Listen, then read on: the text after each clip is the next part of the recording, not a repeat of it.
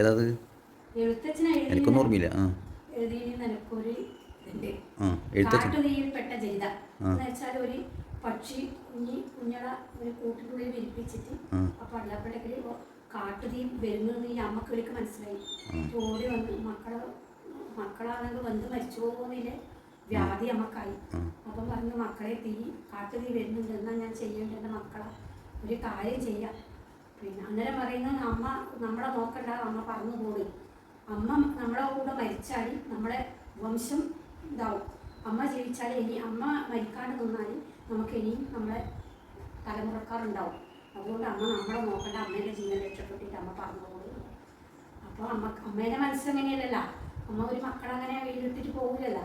അമ്മ പറഞ്ഞ മക്കളെ ഒരു കാര്യം ചെയ്യാം, താഴെ ഒരു എലിമടയുണ്ട്, ആ എലിമടയിൽ നിങ്ങളെ കൊണ്ടാക്കിയിട്ട് ഞാൻ പൂളിനെ കൊണ്ട് മൂടാം.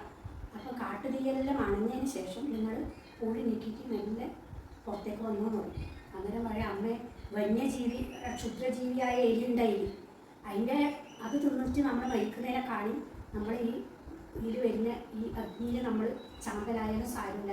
ആ ക്ഷുദ്രജീവിനെ ആളാണ് നമുക്ക് പിന്നെ മരിക്കാൻ കഴിയില്ല.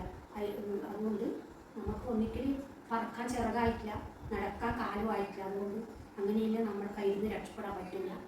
അതുകൊണ്ട് നമ്മൾ ഈ തീയിൽ മരിച്ചോളാം, അമ്മ പറഞ്ഞു പോയി.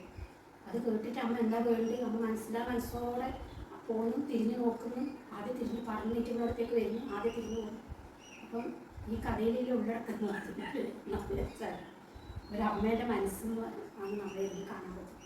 ഒരമ്മ സ്വന്തം മക്കളെ ജീവൻ ത്യജിക്കുന്നത് കണ്ണുമുമ്പിൽ ഇങ്ങനെ കണ്ടുകൊണ്ട് അന്നാണ് നിൽക്കുന്നത്.